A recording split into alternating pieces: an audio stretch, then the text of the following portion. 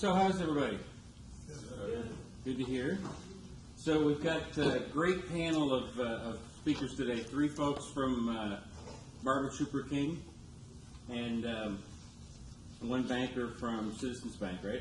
That's correct. Okay. I've told you guys a little bit about them, but I'll let them introduce themselves and take it away. Oh, but before I forget, reminder to everybody in here, the FMA, Financial Management Association Foreign Trade event is tomorrow afternoon in the multi-purpose room from 4 to 7 p.m. I highly recommend everybody going.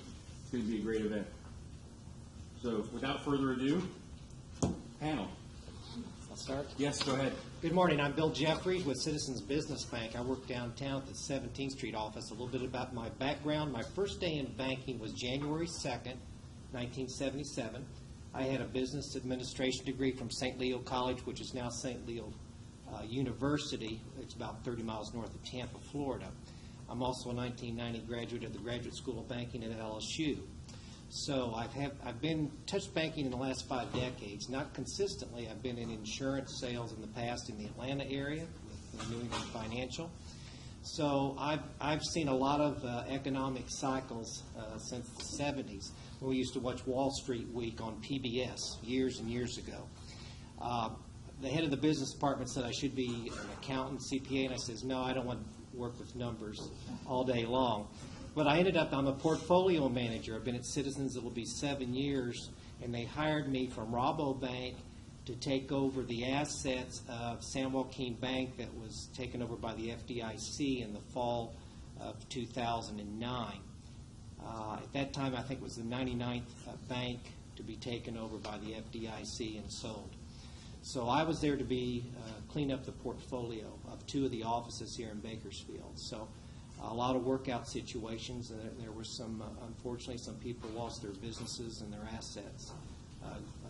Quite a devastating economic cycle we went through. So I'm still doing the same job at Citizens that they hired me for. I just don't have the concentration of assets that are struggling. Okay. I'm Debbie Kirshenman. I'm a CPA at Barbara Cooper King. I'm the director of the pension department there, which is a little bit different. I started out as a tax accountant, worked a lot on pension audits, and ended up taking over our pension department, which is kind of unique in Bakersfield. Most firms don't have a pension department, but we do. We do administration for about 180 retirement plans. But I started out, got my degree here, and that was after working in banking for 10 years. I came back and got my accounting degree, took the exam, and then went to work at Barbage. So I've been there now about 20 years. And it's a great place to work. And I really like what I'm doing in particular because I deal with a lot of businesses, a lot of different people. In any one day, I may be talking to 10 or 15 different clients. So it's kind of unique in that respect. My name is Daenerys Mian. I'm also from Barbara Cooper King. Bill Hoffman. I am a CPA audit manager with the firm. I started out here at Allstate Bakersfield also. My first job was at Barbage, and I'm still there. It's been about close to 20 years, just shy of 20 years as well. And I actually started off doing tax and audit work, and I actually did help Debbie in the pension department as well. So I currently do a lot of the employee benefit plan audits here locally for a lot of our clients as well, and a bunch of different various types of industries that we do in the A&A departments here locally and some within just California in general. So that's basically what I do, but I started off as a staff accountant with Barbage close to 20 years ago in both the audit and tax departments, and I didn't like the dark side of tax accounting, so I went into audit. Spoken like a true A&A person. Thank you. My name is Mike Stevenson. I am a tax manager at Barbara Cooper King. BHK is what we refer to it as. I graduated from Cal Poly over in San Luis almost exactly a decade ago, and went and worked for Barbara. I've been there ever since. It's been a good place to build a career at. I do 99.9% tax work. I do very little We'll have a lot of clients in the ag industry, in investment companies, and also do quite a bit of international work, both ingoing and outgoing. So it's a little bit about us, and then look forward to answering some of these questions you guys have for us. Yeah, let's dive in on the questions. Do you want to come back the other direction this time, maybe? Sure. Do we want to start with, since it looks like everybody's not here, do you want to start with who's actually here, answer their questions? That is going to be hard for me to do Okay. on short notice, so why don't you just pick ones that you find particularly interesting? Okay. And if we don't get to your question, we can stick around for a few minutes afterwards and discuss it with you, for those of you out there.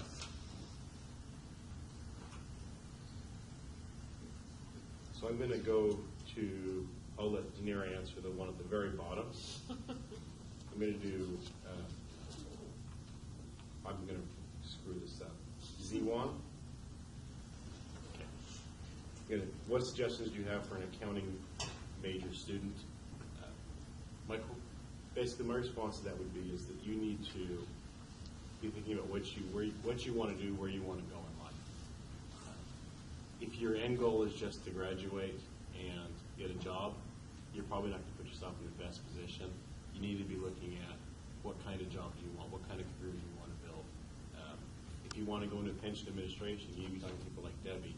If you want to go into be an auditor or a tax accountant, you need to be talking to local CPAs, get involved with Cal CPA, going out there doing the networking events, and getting to know people in the industry. That is really immensely valuable when you go to interview. It's not just getting to know people, it's people know your background, they know a little bit about you, and they go to interview you, you get a leg up on everybody else as a result of that. So that would be, my biggest suggestion would be just start thinking about what you want to do now. Don't just look at it for a job, but think about what you want to do for the rest of your life now. It can be a little intimidating at times, but put some thought into that. Okay, I'll take that. Should I answer the same question or just move on to it? No, go ahead and move on. Okay. So the last one, just because I thought this was a fun question from Grant Whitson. Coming from someone who loathes accounting and math, what are some enjoyable aspects of your job as an audit manager? So essentially, I went into the career because I thought I loved math, and math is probably the last piece of the puzzle when you're doing accounting. So some of the most enjoyable aspects of my job as an audit manager, honestly, would be the customer service part of it, is dealing with the client on an everyday basis. I mean, we could be dealing, like Debbie said, with so many clients on a daily basis, ones that you didn't even think would call you on today. For example, for myself, I was answering 10 different emails and phone calls this morning before I came out here. So it's the customer service part of it, which also entails the training part for the staff. You know, we do on-the-job training for the staff. So it's the human contact piece of it, but assisting our clients in getting whatever they need, whether it's an audit, whether it's an auditing question or an accounting question during the day, whether it's sending financials to a banker or to any other financial institution or whatnot. So it's the customer service part of it for me. The math part is really the kind of the last piece of the puzzle. That's the easiest piece, is the math piece. So even though someone who loves math, it really doesn't entail as much math as I think what most of us going into accounting think it consists of. So, I mean, a lot of what we do both from the A&A side and on the tax side is problem solving.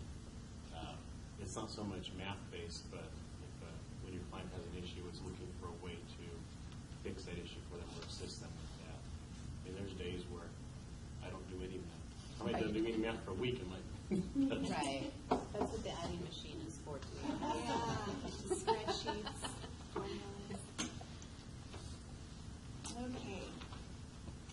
Hugo, what is the most challenging situation that you faced in your life that motivated you to pursue your career? That's a deep question. Well, you know, as I said, I did banking for 10 years. I worked at Home Savings prior to it being purchased by Washington Mutual and Chase. And after 10 years there, then I became a mother, took off a few years, and then decided I don't want to go back to banking. So I started out as an art major, thought You know, I don't want to be a starving artist either. But I was a business minor, so there was hope. So I decided, after talking to my own CPA, that it would be a really good idea to become a CPA. Largely because I've interviewed with a lot of different companies, and I was particularly taken by Barbich Hooper King because I like their attitude of letting everyone be their own basically entrepreneur. They, from early on, wanted us to focus how would we run our own business. So that's what really motivated me to go into that. And then as far as going into the pension side of the firm, you know, as I mentioned, I started out as a tax accountant, tax intern, but I did a lot of pension work, a lot of pension audits I worked on. I managed a lot. Now I just advise on them. But I really enjoyed the pension side of it because it was so different, because I get to meet with employers on a one-to-one basis and sit down with them and design a retirement plan that best fits their needs. And then I work with them over the long term, meeting with them, you know, once or twice a year just to see if it's still meeting their goals. I get to talk to a lot of employees as well, go to employee meetings, and I find it really interesting. Okay, I'm going to go through, there's some directed just to the bank, I can tell, with the questions. So let me go through one section here. What are some recommendations you can give for growing a profitable business? Well, one asset that we have that's connected with Cal State Bakersfield is the Small Business Development Center. And they have webinars. They've got 2 or 3 per month. Kelly Bearden is the head of that. I would strongly suggest if you are looking to start a business or you have an existing business or a family business, you connect with the Small Business Development Center. They're downtown on 17th Street. And Kelly Bearden has a great team of professionals in various types of industries, and that would be my recommendation. Plus your education here at CSUB. What was my starting position here at the company? Well, as I said in my opening remarks, they hired me as a vice president portfolio manager, and I currently manage about $100 million in loans. I had a second office here in Bakersfield that I was covering during the transition from the San Joaquin Bank portfolio to Citizens Business Bank, so I added another $40 million that I operated for about 2.5 years. What would you give to recent college graduates who has a degree but not enough experience? Well, you need to network and you need to focus on what your passion is, because if you get a degree in one major and it's not something you really like, then what are you going to do? I had a son that took classes here at Cal State. He has his accounting degree here, but he's not in accounting. So he's in the fast food industry, and he's looking at management. So things do change throughout careers. I've changed throughout my career. So, find out what your passion is. Talk to those in that business, just like you're doing here at this panel group, if you have an interest, and then advance from that. Okay. Why don't we You and Debbie? head back? Back to me? Okay. Let's go with someone in the field of finance be able to pursue a job in your in auditing your firm? The answer to that is, in short, yes. We have people on staff. We actually have one gentleman who just recently, about a year ago, became a senior, and his degree is in economics, not accounting.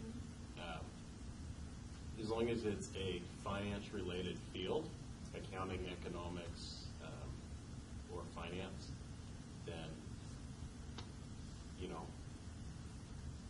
it just becomes down to if you're willing to work for it and willing to put the time in and really make it your goal, then there's no reason why you couldn't be a audit senior manager partner. That's not going to hold you back. The key is just getting the degree and then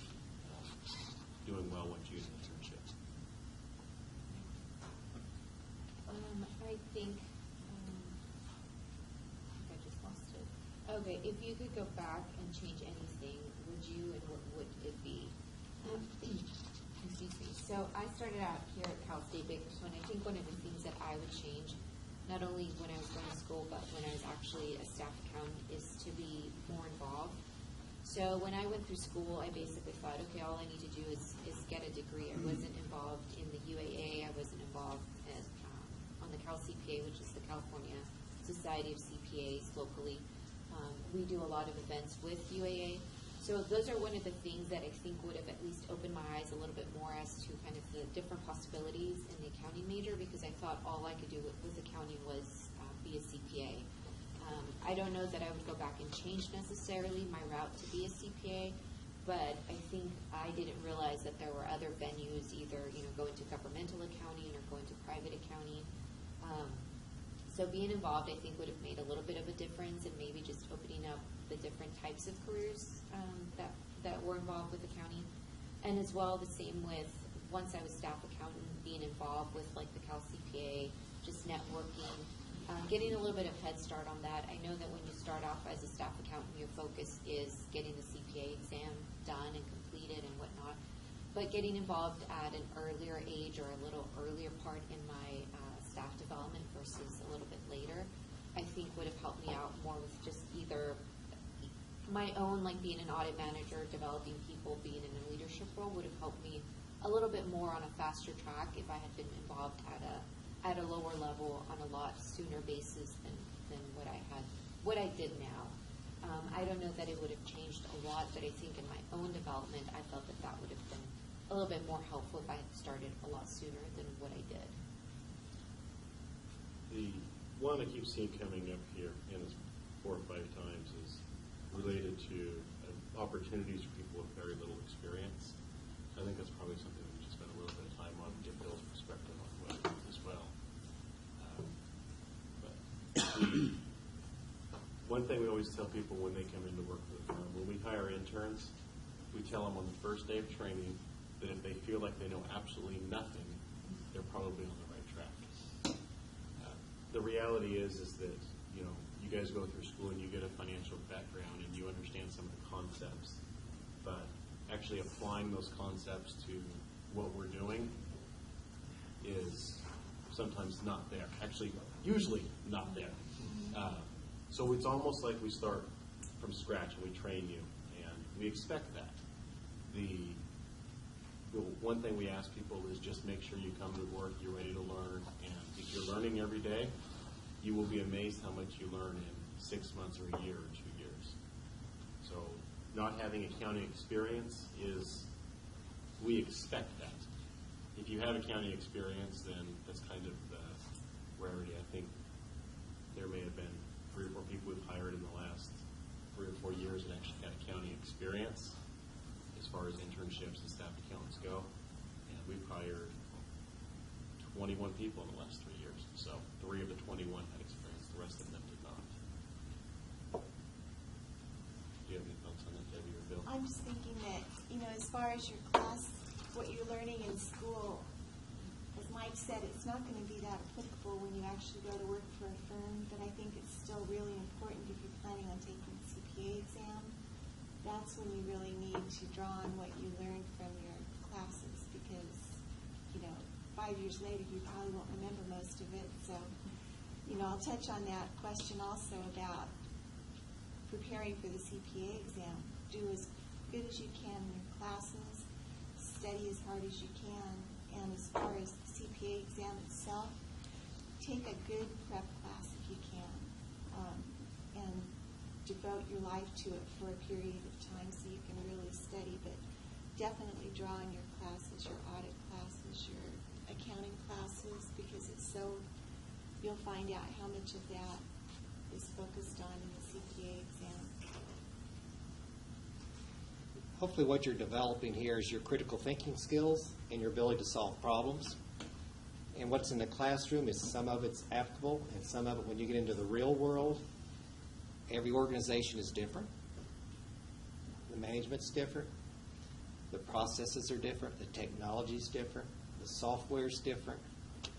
So you have to adapt to change. Now, long-term I've been in banking, in and out, the technology has greatly changed. I've got 15 passwords for different softwares that I use, and these softwares are generally upgraded about every 18 months. I don't know who writes them, but I wish they would ask us for some input sometimes, because there's more clicks to get to where you want to go to finish the assignment. In our industry right now, the compliance division seems to be growing because of all the regulatory compliance that the feds have on banks. So we do a lot of due diligence on the branch level. We call them CIPs, customer information profiles, Social Security, date of birth, a mailing address, not a P.O. box. We've got HR. We've got specialty divisions from international, ag lending, cattle, dairies. We've got a Citizens Financial Service, which is our leasing division. So there's just a broad span of talent out there, and I can't absorb all of that as one person. So we have partners within our group. So if you need an ag loan, I'm going to get you with the ag lender. If you need foreign currency, or you've got a standby letter of credit you need, we're going to our international department. We have a trust and wealth management division with Citizens for estate plans. And so that's a specialty. So we work a lot with our clients, having our specialists come here. So again, what are you passionate about? What would you like to do? Talk to people who've been doing this, but be adaptable to change. And it's going faster. Change is happening at a rapid pace, especially with technology. I mean, you can do your mobile banking now. I remember when the first ATM got installed. So, there's been a lot of changes over that time. So, but critical thinking and problem-solving skills are so critical, I think, in the job market. You've got to be able to think on your feet. If you're in sales, you've got to be able to look that person in the eye, shake their hand, do some fact-finding, but be a good listener. Don't dominate that conversation. Fact-find. Let them know what their banking needs are. There were some other questions here about needs, checking accounts and stuff. Well, what is the customer's needs? I'm not here to pitch a product that's not going to fit your needs, even a loan. If it's not the right structure, if you're buying an asset, I'm not going to put it on a line of credit. I'm going to term it out as a term loan for equipment.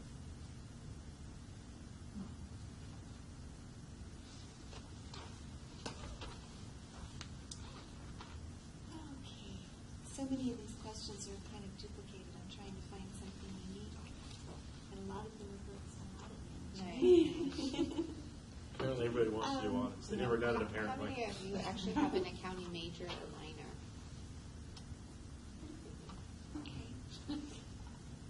I'll go with what is the most rewarding part of your job, because, it's a little scary if you're going into accounting and you have no idea what it's going to be like when you actually get to a workplace. But I think what's most rewarding about being in a large firm is there are so many people there that you can draw on. Frequently we go into each other's offices and just bounce things off. Deniro was in my office last week asking questions. I go talk to the tax managers and ask questions. It's nice when we have a opportunity to draw from so many different specialties, because once you're in a firm for a while, you're going to pick to do audit or tax, or in our case, pension. So you may lose your expertise that you start out with in the other fields. But it's nice to always have other people to communicate with, so you never feel like you're alone. You don't. One thing that's so important in firms, especially for new people, is to don't be afraid to ask questions. That's what people are there for. And in our firm, you can go up to the top, talk to the managers if you have a question, talk to the supervisors, talk to the partners. It's a very open door policy. So the most important thing I'd say is don't be afraid to ask questions. Don't sit there and spin your wheels if you're unsure about something. Just to touch on that a little more is that, as we said earlier, is that when we hire people, we expect them to know nothing. The only way you're going to learn is by asking questions. So, we expect you to ask those questions, and we want you to ask those questions. Honestly, if you're not asking questions, people are going to wonder what's going on, and why is that? Why aren't you asking questions? Because we know you don't know what you're doing. And everybody's been there. I mean, I think everybody at this table has been in a situation where they had no idea what they were doing when they started. I think the other that seems kind of throughout the question is what impresses you the most when you consider hiring a potential employee? And Michael and myself do a lot of the recruiting at the firm. We're very involved with Cal State Bakersfield and with the Cal CPA, and we come out here and do events with the UAA, and we come out here and do recruiting through the Career Center. So I think it's either late September, early October. If you're going to look for an internship with a CPA firm, that's where you need to go and sign up. And I think a couple of the firms actually come out during 1 week and do the interviewing process. So I think one of the things that I look for personally is communication skills. Regardless, like Michael said, we expect you to know nothing, so if you have no experience on your resume, that's okay. We're looking for your degree in accounting or economics or finance. But I think the communication skills is important because part of it is the asking questions, not being afraid to go talk to a manager, another staff person, or even a partner. Our open door policy allows you to, go talk to a partner, or hopefully not directly work with a partner when you start off, but to be able to have that access, we really do pride ourselves in the open door policy. So communication skills for me are important. I think, as was mentioned earlier, is the ability to adapt. Obviously we don't know that when we're interviewing you, but to be able to be trainable when you come to work for us, because a lot of it is we expect you to know the concepts of accounting and the debits and the credits, but we're basically training you and molding you because we like to promote from within. So when we start off at the intern level to a staff level, we're basically training you to take over those positions as seniors and supervisors and audit managers eventually. So we like to mold you and train you as we like to train you, because that's the best fit for us is the way that's worked over the years, and that's how we've all started. The three of us who started off as either interns or staff and worked ourselves up. So I think the communications is key for me when I interview someone, and not so much the responses and the experience or the experience on the resume, because like I said, we don't expect you to have much experience, but just that adaptability and good communication skills, to be personable, because I think just always what everyone thinks is that an accountant is a bean counter, no personality, just behind the desk, pencil pusher. I think is another reference to us, and that's not what we need, is because the customer service part comes along with being an accountant, and so you need to be personable, you need to be able to communicate with clients as well. So I think that's one of the key components for me when I'm interviewing someone is we all know that when we're interviewing, you will be nervous and whatnot, we can see that, but just to be yourself is one good aspect when interviewing with someone, because we expect those skills, we expect to mold you and help you along with those skills as well when you're dealing with clients, with staff, with other managers and whatnot. So. One other thing I would add to that is that communication is definitely going to be one of the most important things we look at when we are looking at somebody to hire.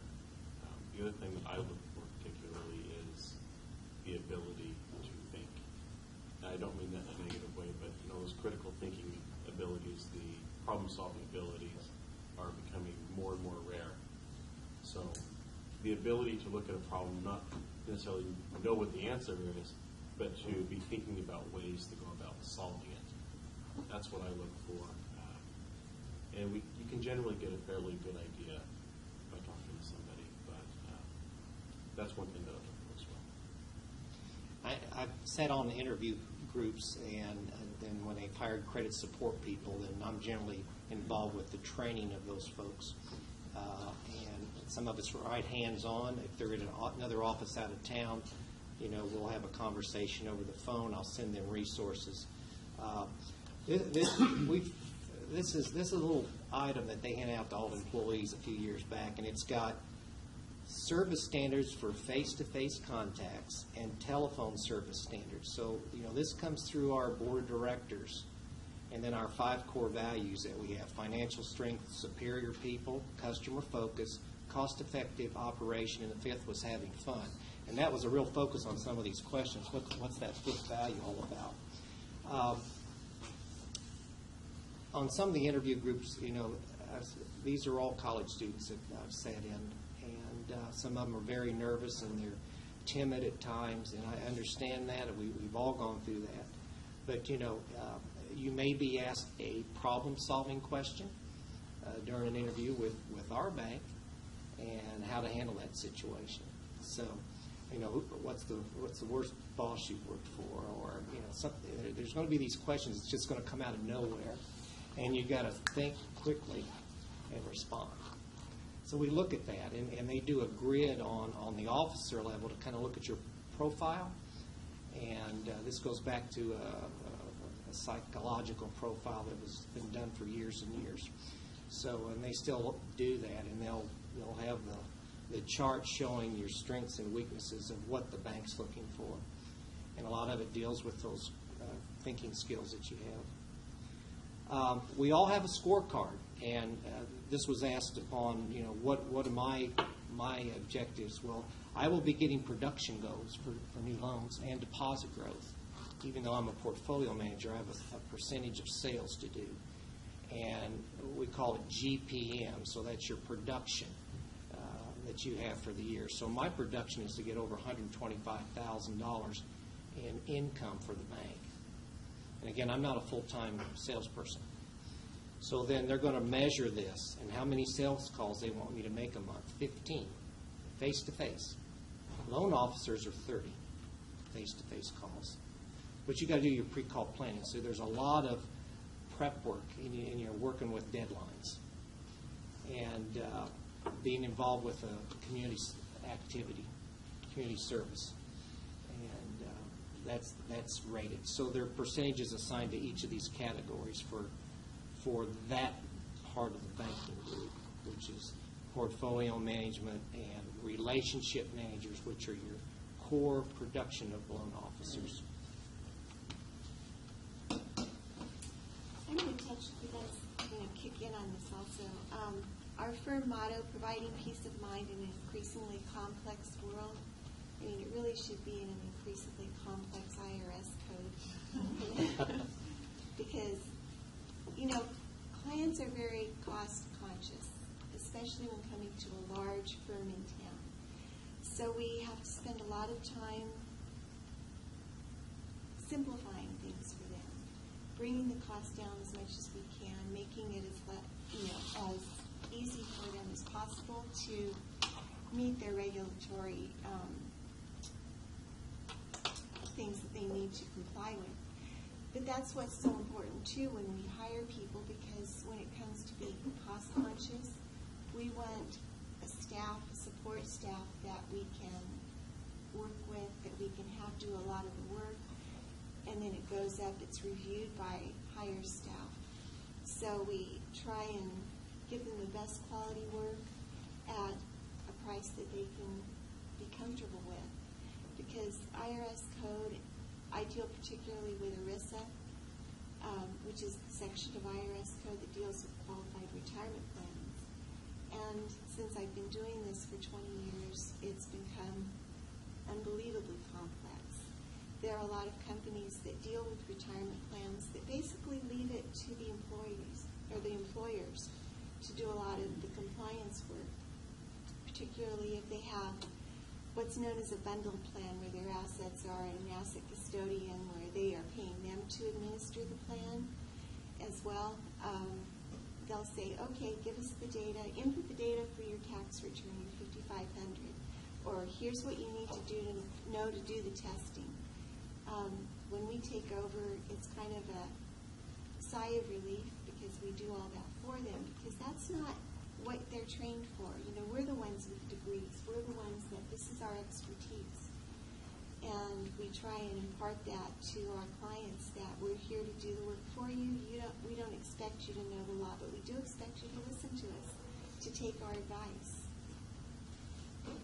The kind of the philosophy of the firm, from a more high level, is that what we want to do is we want to be able to have our clients come to us with any problem that they may have. Tell us, I'm having this problem. Know that we will find the solution and help them implement that solution. On the pension plan, that Debbie does that with taking care of all the regulatory filings, monitoring the plans, making sure that they're not in violation of ERISA and those things, which can be massive penalties associated with those. From a tax standpoint, they may come to us and have a issue where they're looking to acquire another book of business, they're looking to move into another line of business, or doing some major planning, and know that we will be looking out for their interests, figure out a way for them to do it, and do it in a manner in which the amount of fees it generates from us is not the primary concern. The primary concern that we have is doing what is right for the clients, and with that, businesses come, and it's worked well for us. The business has grown substantially over the last couple of decades. And I think that's the important part for us. For example, for audit, we have a lot of compliance with being independent, not doing the books of the client, not assisting them the way that we used to be able to do. But since the standards have changed, there's certain things that as an auditor I cannot help the client with for independence purposes. But there are things that, even though the audit is not ongoing, that the client will call us for items that we normally are not in charge of or that we normally don't do. But that's where we come in to say, okay, I can assist you in this way, or I can refer you to someone else to help you with your books. Or for a lot of the employee benefit plan audits, even though a lot of the plans have their own third-party administrators, which are the equivalent of Debbie, there's a lot of things that they still come back to us because of the way that we perform our customer service for them, that they always come back to the auditor, even though that's not our role. But it's not, we don't say, no, I can't do that. It's, here, let me help you, let me touch bases with Debbie and get her opinion on it, and you can go back to your third-party provider or service provider to confirm that that's the route you want to take. So a lot of the times, for audit at least, our hands are tied as far as what we can do because of independence issues, but that doesn't mean that we can't assist the client with determining what they can or should do, or providing them a name or referral of someone else that can help with those services because we can't because of independence issues. So I think the main goal is always the complex world and what we can do to assist the client. I think is kind of what our standpoint is in helping our client, because a lot of our business growth has to do with referrals or our own clients growing their own business and they come to us for assistance. So a lot of when we do our intake for new clients or new business, we always like to know is where did we get that business? And a lot of it is from either business growth from our own clients, which hopefully we've assisted them with, or with client referrals. And I'm sure Bill would agree with this, is that the world is getting smaller and smaller and smaller. It used to be, especially in Bakersfield, you don't think of Bakersfield as a international powerhouse, but there are a lot of companies in Bakersfield that have foreign operations now. I have clients that are in Oman, Japan, Ethiopia, Germany, Britain, Argentina. I mean, they're all over the globe. We probably have clients in 45 different countries right now, and it's just from a firm in Bakersfield. The world is getting smaller. It's easier and easier to get out there and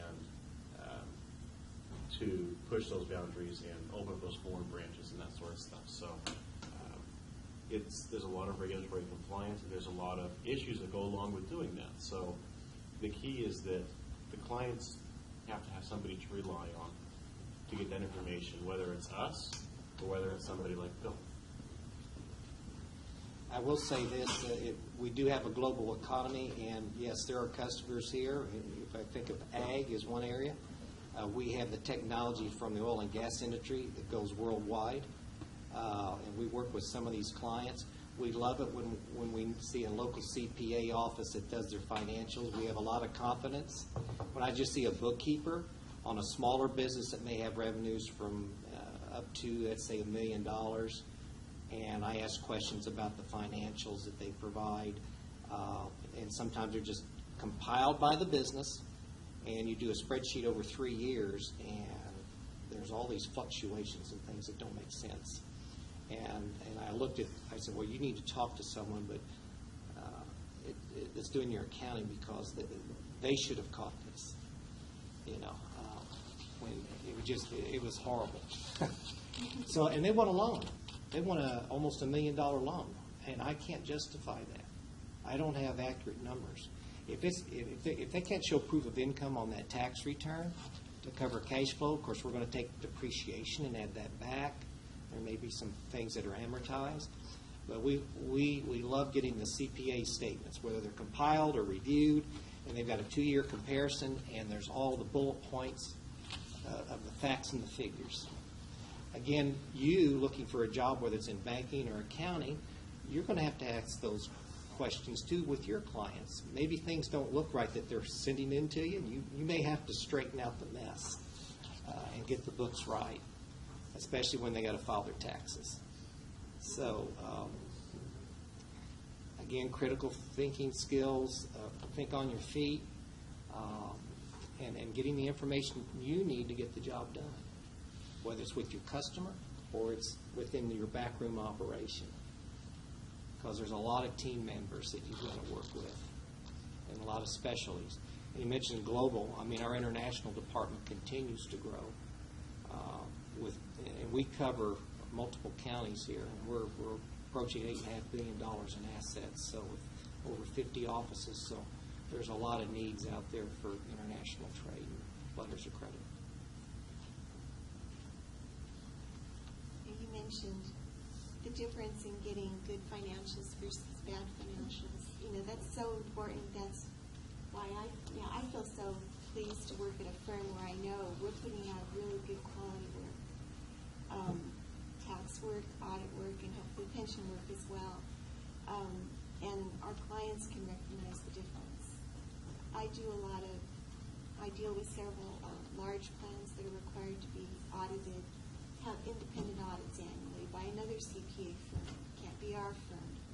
So plans that have over 100 participants, another auditor has to come in, audit the payroll records, audit the plan records, create financial statements, and I'll see their financial statements versus our financial statements. And sometimes the difference is just very distinct. And, as a former person doing audits in our firm, I can see the difference. And I'll go back to the auditors and say, after comparing with Danira, say, you need this, or you need this, or why didn't you do this? And they're kind of taken back because a pension person is telling me I don't do financials right. It's very nice to know that we're putting out very good quality work in our firm consistently, and that we've got a reputation for doing so. I'd like to add that, CPA firm that you're seeing right here that does local recruiting, CSUB, that's a great asset. I wish I could say that with our bank, but we don't have an internship program, or we just don't have any positions open except for loan officers, relationship managers with experience. I think 4 out of our 5 partners are graduates from Cal State Bakersfield, so we do pride ourselves in being local. We have a few that are not from Cal State Bakersfield, but he is from Bakersfield. So, but I would say a majority of our CPAs are from Cal State Bakersfield. So that's why we're involved very much with the school. Like I said, we do the recruiting. I'm actually coming out for an advisory board panel, I think, here in the next few weeks, because the accounting professors do like to know what the business community likes to see in their students and what types of classes they need to be offered or what skills they need to be helping them with. So we work hand in hand, and I think that's very unique in the Bakersfield community, that the accounting professors actually go out to the local businesses, whether it's CPA firms or other businesses, to kind of work together to make sure the students here get the best education as to what do they need in the real world, because besides your debits and credits, those other skills that we talked about, the critical thinking or the being able to adapt and whatnot, and communication skills. Those are the types of things that the professors do try to hit on, but they do ask the business community, what do you need from our students? So I think that's a very unique relationship here locally. I mean, we assisted before, Patrick Hoffman and myself, the recruiting partner, with interviewing some of the professors that were going to come on board, and that's very unique as well. So I think we have a very unique relationship here locally, and to take advantage of that when we come out here, either to do panel discussions or with Cal CPA. I don't know that you see that in some of the bigger universities that I know of, that is very unique, that the professors have easy access to a lot of the business people here locally, so take advantage. There's a question here that I'd like to bring up. Is that this one from Yasmin? Who's the best accountant professional you've worked with? What made that individual so great? When I look at the people that in business have done very well, or are further people that do very well, what it ultimately comes down to, I think, is that it's not the ability to do the technical work. The ability to be a good accountant, to be good with numbers. That's what's on me, but that's not what makes people great. What makes people great is these are the people that are always thinking. They're always trying to come up with the next strategy, the next investment, the next thing that people are going to be looking for and needing. So I would say is that if you want to truly be great in the field, you need to have passion for it. You need to, and it doesn't matter what it is, I don't think. I think anything, if you're passionate about it and you want to do well in it, be thinking on the kind of not the technical side, but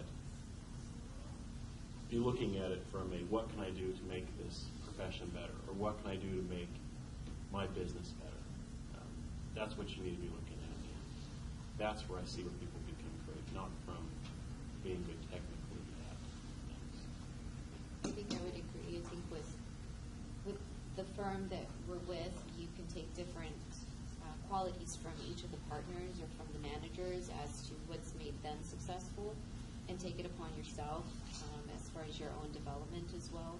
But I think that is the key, is that not only are we providing a service to our client now, where we're trying to go in there and think of what advice can we give them to best help them, whether it's in an audit as to their control system, or whether they're doing certain aspects of their business they need assistance with, whether it's a referral for bookkeeping, whether it's a referral for TPAs as well, is we have to think of not just going in and performing the service that we're doing at that time period, but what can we help them with to either grow their business, or what can we assist them with that's outside of the realm of what we're doing at that point in time.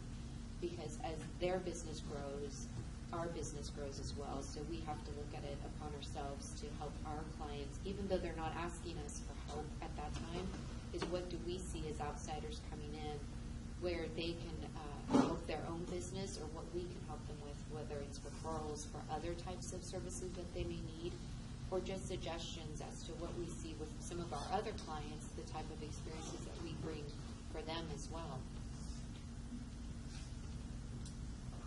I think we do that a lot also on the pension side.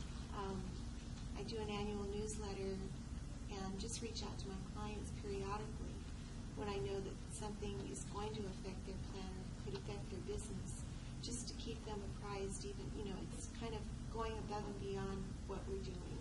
It's not just doing their annual pension administration, making sure that they are aware of what we're doing, why we're doing it. And it also helps them stay in compliance. A lot of times there are things that come down the line, pension regulations that may not affect all the clients, so I'll have to reach out to the ones that it could possibly affect. And it's nice to have clients that are willing to trust us and support us in what we're doing as well. when it comes to doing that kind of thing. A lot of clients, I think, too, are accessing our own website, too, because we have a lot of information, a lot of good links on there. I'm going to jump in here. We're just about out of time. Does anybody have a question that we didn't get to that you wanted to make sure to ask the panel? You okay?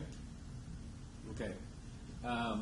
In that case, I'm going to cut things short. It's supposed to be a 50-minute class, and we're a little bit over time. So let's give the panel a big round of applause. And I will see you guys on Wednesday, and I'll see you guys in about 3 hours. Right. And Just FYI for you guys, I sent you two different lists of questions. Right, yeah. This is actually the list for the second class. Oh, is it? The list we're going through right now was the list for the second class? Oh, I'm sorry. But that's, no, it's, I mean, the questions are the same. Okay. But just to figure it I out. put the 10 yeah. How are you? Oh, good to see you. How's it going? Great. How about Good. so you're graduating coming up? Yes. I'm so excited. Oh. Now what have you been doing? Well, at Roseville, I can work with my schedule. Obviously, I'm in class right now. So I'm actually doing like bookkeeping and accounting for a private company. Okay. And he does real estate, ag. He does transportation. He does a couple different things. Okay. So yeah, I've just been doing that until I count down the days until I graduate. Were any of these your questions about banking? Yeah, it was. I did the. This is the group. She's been walking around the house falling asleep all over the place. Okay, yeah, I wrote some notes there. There was so much. Loans are still the big focus for the banks because that's most income is generated from the loans. Fee income is way behind in dollar amounts. You know, you're talking probably 10 times earnings on loan portfolio versus fees. And I know it kind of goes back and forth as far as like obviously the loans generate a lot of income, but then you also need deposits to be able to invest too. So I know it goes up and down, but Our loan to deposit, we still have money. yeah. We have a very broad base of business deposits. You know, we're not a consumer Yeah. individual checking account or business stuff. So we've got our loan to deposit ratio. We could still loan out another couple $1 billion just fine. Probably not anytime soon. So Fed funds rate's not paying Yeah. 4.5%, maybe if you're lucky. So if you can get 4% or 4.5% on a loan, you're taking that money and really increasing your revenue and profits. And they're always concerned about rates are going to rise. We don't want to loan too much, but as you're paying that loan payment every month, a portion of it is interest and a portion is principal. So that principal needs to be redeployed into another loan. Right. So any given month, depending on your age of your portfolio, if you've got loans that have been on the book for 9 years, most of the payment is principal reduction. The interest is very little because it's a maturing loan. Right. Because you get $500,000 coming in, you got to get that principal money redeployed.